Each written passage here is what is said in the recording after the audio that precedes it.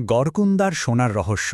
আপনি শুনলে হয়তো অবাক হবেন যে ভারতে এমন অনেক দুর্গ রয়েছে যেগুলি তাদের ইতিহাস, সৌন্দর্য এবং জাঁকজমক ছাড়াও তাদের গোপন রহস্যের জন্য বহু দূর পর্যন্ত আলোচিত হয়। উত্তরপ্রদেশ থেকে রাজস্থান, গুজরাট থেকে বিহার এবং মহারাষ্ট্র থেকে মধ্যপ্রদেশ আপনি এমন অনেক রহস্যময় দুর্গ দেখতে এবং শুনতে পাবেন যেগুলি সম্পর্কে কেউই জানেই না যে কেন এবং কে এগুলি তৈরি করেছিল। তাদের মধ্যে তেমনই একটা দুর্গ আছে যেটা মধ্যপ্রদেশের টিকমগড় জেলার নিবাড়ি অঞ্চলের সবুজ পাহাড়ের চূড়ায় অবস্থিত গড়কুন্দার কেল্লা। এই ৫ তলা বিশিষ্ট দুর্গের নিচের ২ তলা মাটির নিচে অবস্থিত, যা এক রহস্যময় ভুলাইয়ার মতো।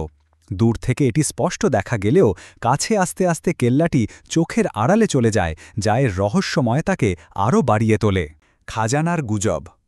কথিত আছে গড়কুন্ডার কেল্লার নিচে বিশাল পরিমাণ সোনা, রত্ন এবং মূল্যবান ধনসম্পদ লুকিয়ে আছে, যা পুরো ভারতকে ধনী করে তুলতে পারে। অনেকেই এই খাজানা খুঁজতে গিয়ে নিখোঁজ হয়েছেন বা প্রাণ হারিয়েছেন।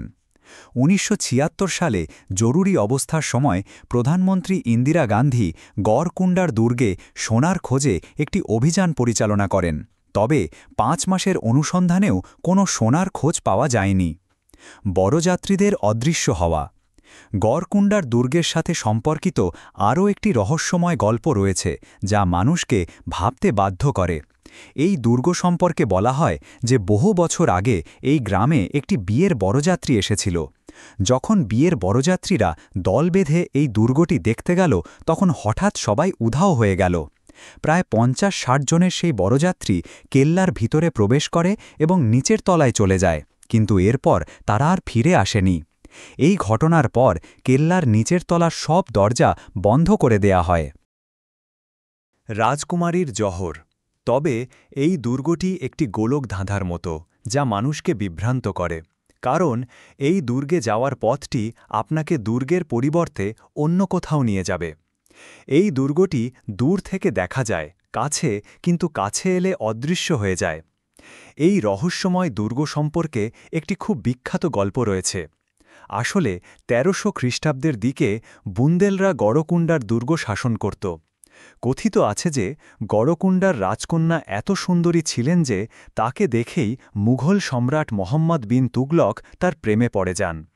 এমতাবস্থায় যখন মোহাম্মদ বিন তুগলক গড়কুন্ডার রাজা মান সিংহের কাছে তার কন্যার হাত চাইলেন, রাজা তা প্রত্যাখ্যান করলেন।